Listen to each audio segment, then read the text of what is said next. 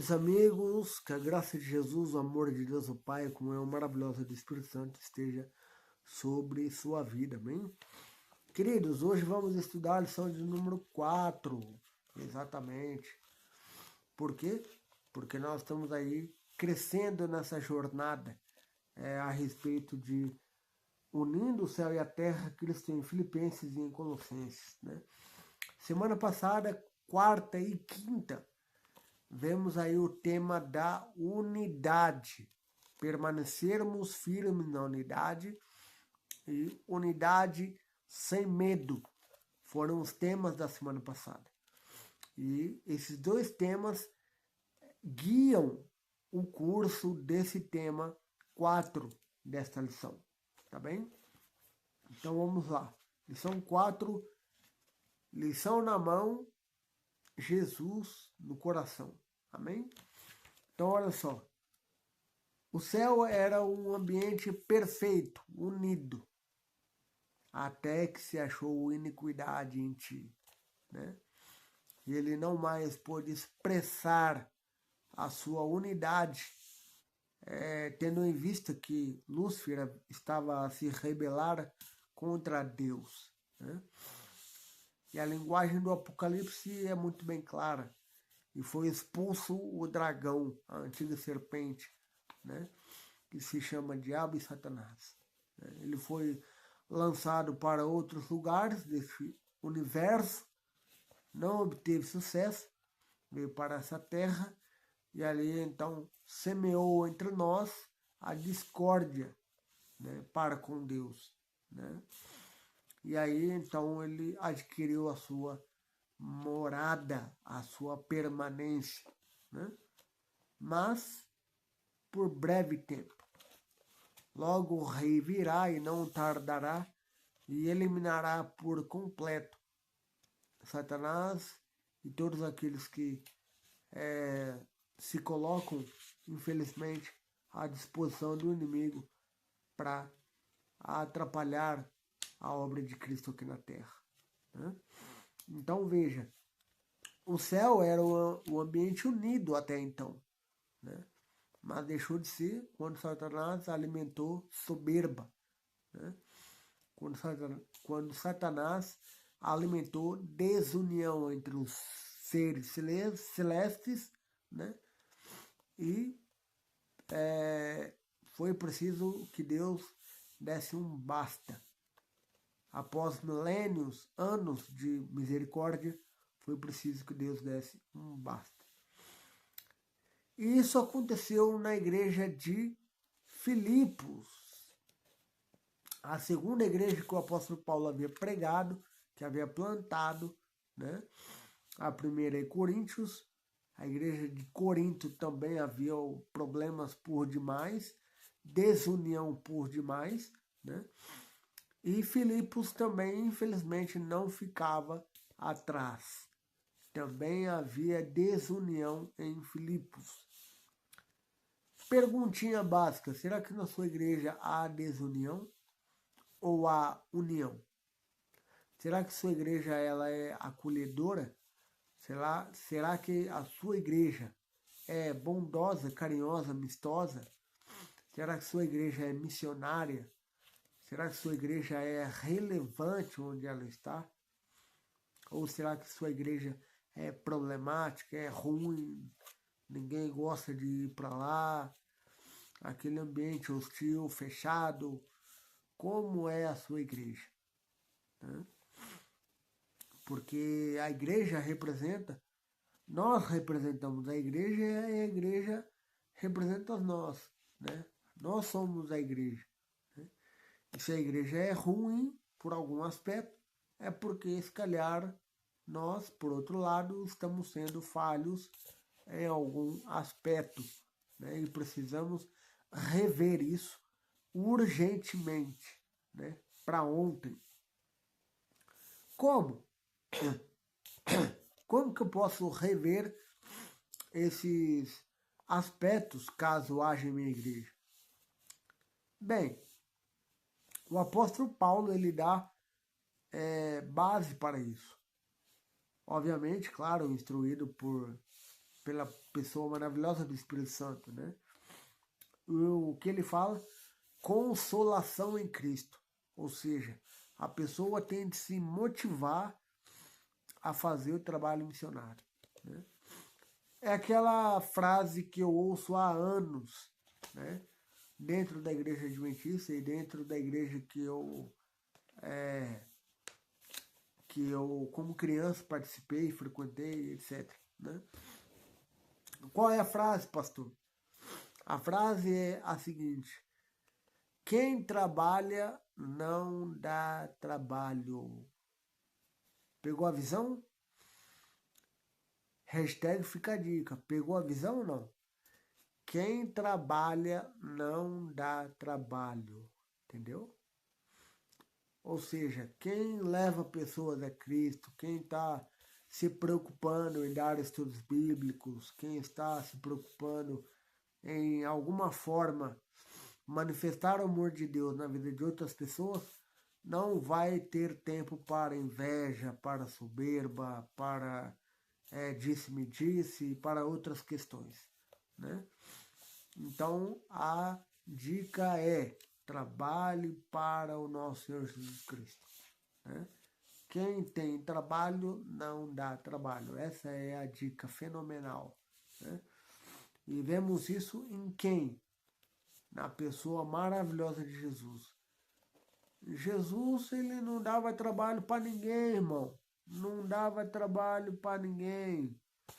Pelo contrário, ele trabalhava, ele jejuava, ele orava, ele curava, ele estava com os discípulos, ele era uma pessoa ativa, reativa na causa do Evangelho, né?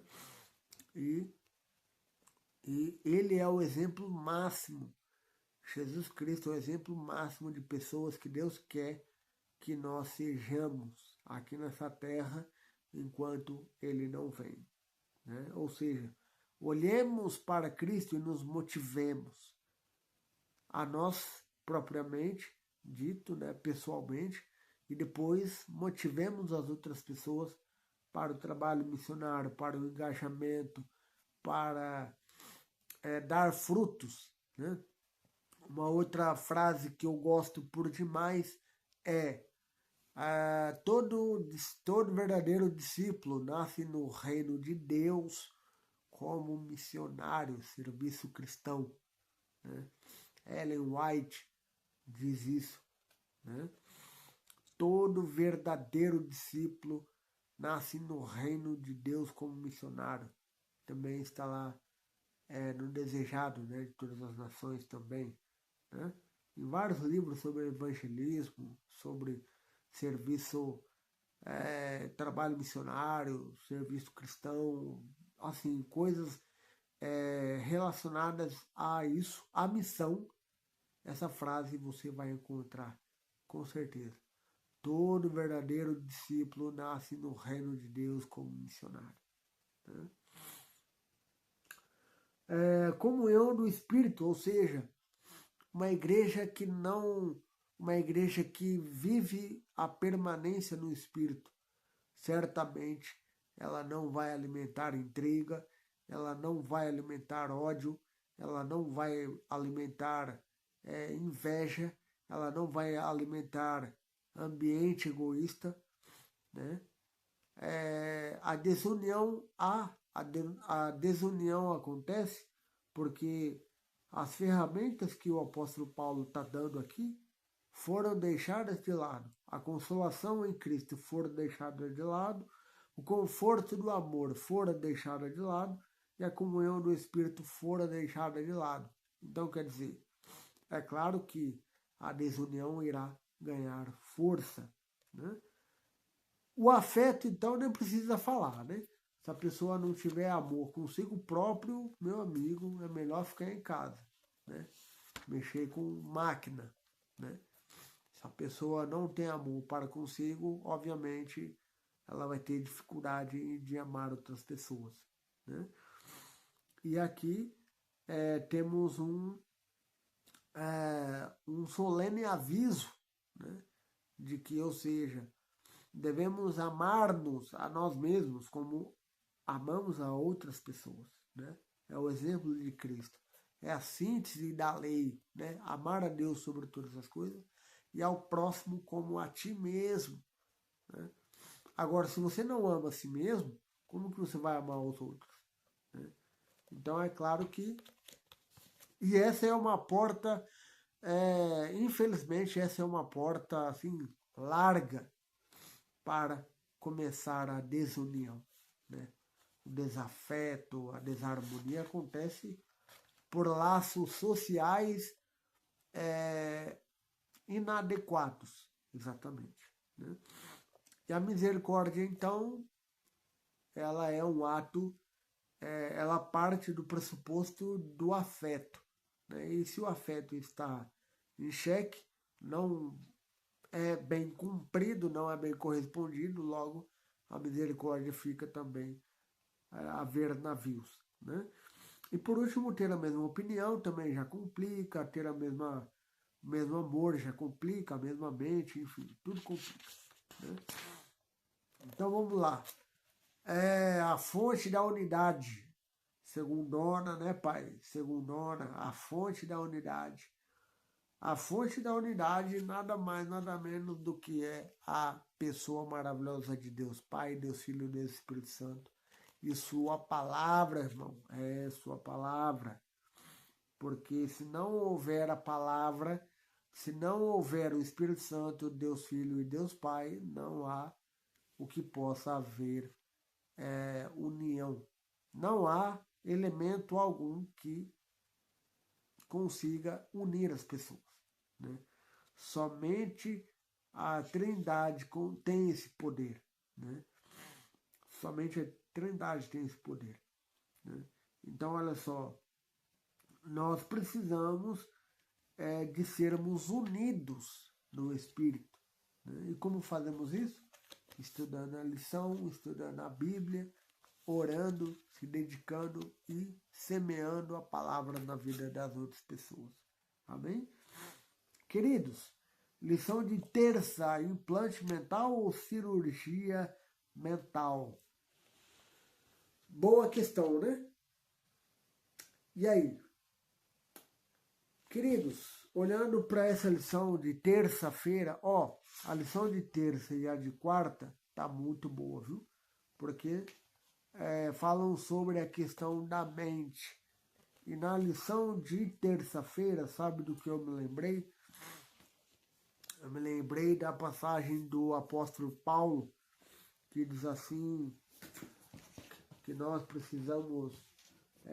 eu vou pegar aqui a minha palavra, né, para poder fazer a citação na íntegra, né?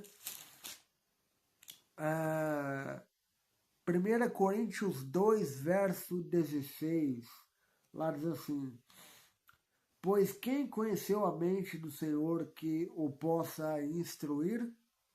Nós, porém, temos a mente de Cristo. Eita glória!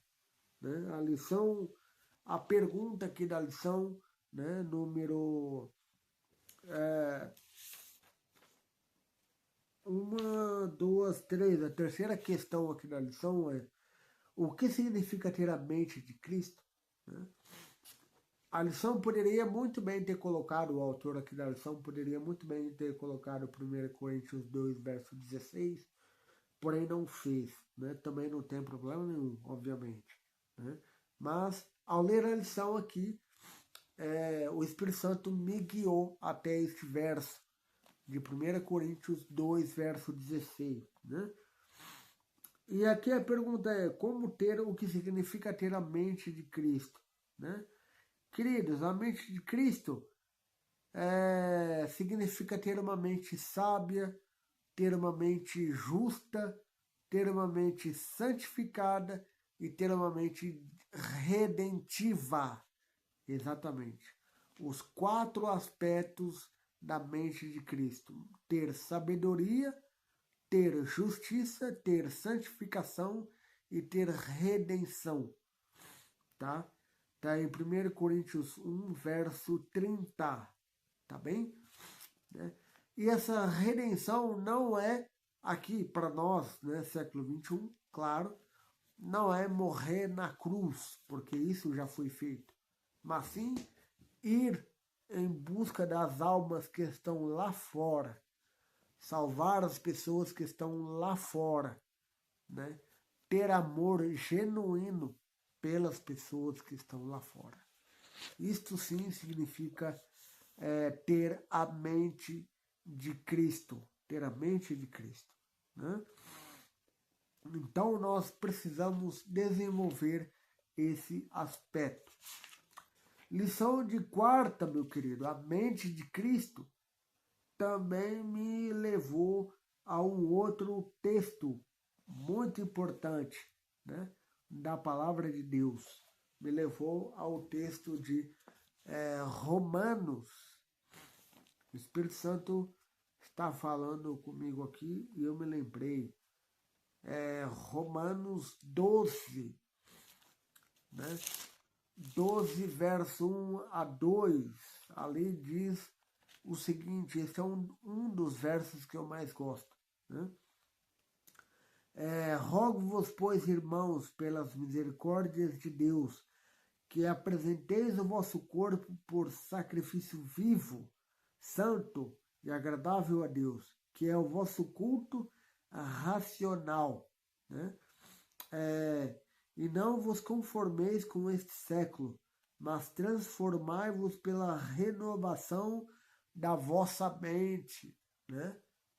Da mente, está falando a respeito da mente de Cristo, né? Transformai-vos pela renovação da vossa mente, para que experimenteis qual seja a boa, agradável e perfeita vontade de Deus. Amém? Oh, glória! Nós, se quisermos ter a mente de Cristo, primeiro, temos que renovar a nossa mente. E como assim? Como que renovamos a nossa mente? Acabei de falar, meu querido. E volto a falar de novo. Tendo uma mente sábia, tendo uma mente justa, tendo uma mente santificada e tendo uma mente missionária. Este é o ter a mente de Cristo. Será que eu e você temos a mente de Cristo? Será que estamos no caminho para ter a mente de Cristo? Ou nem no caminho estamos? Né? Porque se não houvermos isso, se não tivermos isso, se não tivermos aí as ferramentas que o apóstolo Paulo deixou muito bem claro, né, em sua carta a Filipenses, é óbvio que não tem como haver união. É óbvio que vai dar desunião. Mas aplicando o que o apóstolo Paulo nos deixa, né? E buscando cada dia mais ter a mente de Cristo, né? Com certeza minimizaremos quase que por completo as intrigas, os ambientes hostis e etc. Né? E tudo isso, claro, pela pessoa maravilhosa do Espírito Santo. E na lição de quinta-feira, meu querido, quinta-feira, semana passou voando, hein? Com força, mano. Na lição de quinta-feira, temos aí o mistério da piedade. Esse é um dos versos que eu mais gosto, né? Filipenses 2, versos 5 a 11, né? Aqui eu vou ler aqui para vocês rapidão, né? A passagem ela é muito bonita e muito significativa, né? Vale a pena ler. Tende em vós mesmos tende em vós o mesmo sentimento que houve também em Cristo Jesus. Pois ele, subsistindo em forma de Deus, não julgou como usurpação o ser igual a Deus. Antes, a si mesmo se esvaziou, assumindo a forma de servo, tornando-se em semelhança de homens, e reconhecido em figura humana. A si mesmo se humilhou, tornando-se obediente até a morte e morte de cruz. Pelo que também Deus o exaltou sobremaneira, e lhe deu o nome que está acima de todo nome, para que ao nome de Jesus se dobre todo o joelho, nos céus, na terra e debaixo da terra. E toda língua confesse que Jesus Cristo é Senhor, para a glória de Deus Pai. Amém? Então aqui, meus queridos, retrata o que a lição vem falando para nós. Né? O que a lição vem falando para nós? Humildade. Né? Ou seja, o céu se empenhou, o céu esteve unido para executar o plano da salvação. Né? Enquanto que Satanás, por outro lado, para que seus objetivos cheguem a um denominador comum, ele precisa estar em desarmonia. Mas nós, como filhos de Deus, que queremos ter cada dia mais a mente de Cristo, nós precisamos ser diferente de Satanás e, como eu disse, ser igual a Jesus. Né? Ser igual a Jesus é ser diferente de Satanás. Né? Então, olha só, e neste verso, meus queridos, neste verso tem algumas coisas bem interessantes. Né? A palavra morfê no grego, né? Sendo em forma de Deus. Né?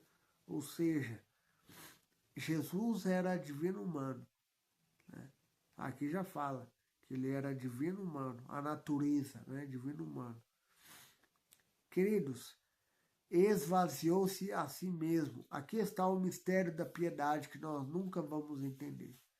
Por mais que eu explique a você aqui, né, como estou fazendo. Agora, como que aconteceu isso? Como o nosso querido Salvador Jesus Cristo foi parar na barriga de uma mulher de 13 a 16 anos, nós não sabemos e, se calhar, nem saberemos. Né? Passaremos a eternidade a estudar o mistério da piedade e nós não vamos entender. Assim também como é o mistério da iniquidade. Né? Como que Satanás alimentou ser igual a Deus. Né? Ou seja, como Satanás alimentou a inveja, também não sabemos. A Bíblia não explica. A Bíblia apenas apresenta que o mal já estava no coração dele. Né? Assim como a Bíblia apresenta o fato de que Jesus estava na barriga de Maria. Né? Nós não sabemos como foi para lá. Esse é o mistério. Né? E pronto. Né? Se a Bíblia, que é inspirada por Deus, nos diz que Jesus nasceu de uma virgem mulher, né? Quem somos nós para dizer o contrário? Não é, meu querido? Então, olha só. Jesus era divino humano. Jesus, ele se esvaziou. Ou seja, mesmo sendo Deus, conforme Filipenses 2, versos 5 a 11 diz, Jesus era Deus. E mesmo sendo Deus, ele, duas coisas, ele se esvaziou e não usurpou. Enquanto esteve aqui na terra, ele não usurpou em nada o ser igual a Deus. Né? Pelo contrário, ele humilhou-se a si mesmo. Né? Ou seja, Jesus passou, quando ele se humilha, ele passou da supremacia universal para a limitação humana. Né? Jesus, enquanto esteve aqui neste mundo, ele não estava no Japão, em Bagdá, em Dubai, em Portugal, no Brasil, enfim, não. Jesus estava presente onde ele estava. quer seja em Nazaré, quer seja na Galileia, quer seja em Samaria, com a mulher samaritana, né? Ele estava ali, ele não podia estar em nenhum outro lugar, ele não era onipresente, ele estava limitado, entende? Então Jesus, ele se humilhou até nesse aspecto, de estar localizado geograficamente em um lugar, né? E a questão aí de se humilhar também envolve a morte e morte de cruz, né? Ou seja, no tempo da Bíblia não havia morte mais horrenda do que a morte da cruz. Não havia morte mais vergonhosa do que a cruz, né? Então a cruz era a pior das mortes, né? Claro, existia aí, né, o enforcamento, enfim, vários outros tipos de morte, né? Amã foi enforcado, né? Só que na cultura de Jesus, na, na, na Roma, né? Na Roma antiga, né? Quando Jesus nasceu, Roma é que dominava o mundo, né? E a pior morte era a cruz. Então, morreu de enforcamento não significava nada. Morreu de qualquer outra coisa não significava nada. Mas agora, falar que a pessoa morreu crucificado, aí era algo muito, muito, muito, muito sério, né? Porque apenas criminosos de alta periculosidade é que estavam sujeitos a esse tipo de morte, né? Então, é isso, né? E como eu falei, volto a dizer de novo aqui na lição de sexta agora, né, para encerrar a lição, né? Passaremos toda a eternidade, meu querido, para desvendar o amor completo do Pai e não conseguiremos desvendar o amor completo do Pai. Passaremos pela escola terrestre e pela escola celeste e mesmo assim não entenderemos o amor de Deus inesgotável por mim e por ti, né? Ou seja, pode-se estudar por séculos, milênios, não vamos entender por completo o amor de Deus, né? Ou seja, devemos apenas aceitar o amor de Deus em nossa vida. Amém? E se este conteúdo abençoou tua vida, meu querido, por favor, partilhe com outras pessoas, deixe o seu like, né? E subscreva em nosso canal para que você continue a receber materiais, vídeos, né? Falando a respeito da maravilhosa pessoa de Jesus Cristo. E que Deus te abençoe, que Deus te guarde nesta nova semana e que Ele te dê discernimento espiritual, né? Para que você seja uma bênção onde você está, né? Onde Deus te plantou, que você, meu irmão, minha irmã, seja uma bênção na vida das outras pessoas. Amém? Vamos orar? Bom Deus, nos ajude a sermos unidos a Ti, como o Senhor é unido ao Pai. Perdoe nossos pecados, ó Deus. Dá-nos essa união que precisamos, pois sem a união jamais veremos o Senhor. E queremos ver o Senhor. Nos ajude para isso. Em nome de Jesus, perdoe os nossos pecados. Amém. Um forte abraço e que Deus te abençoe.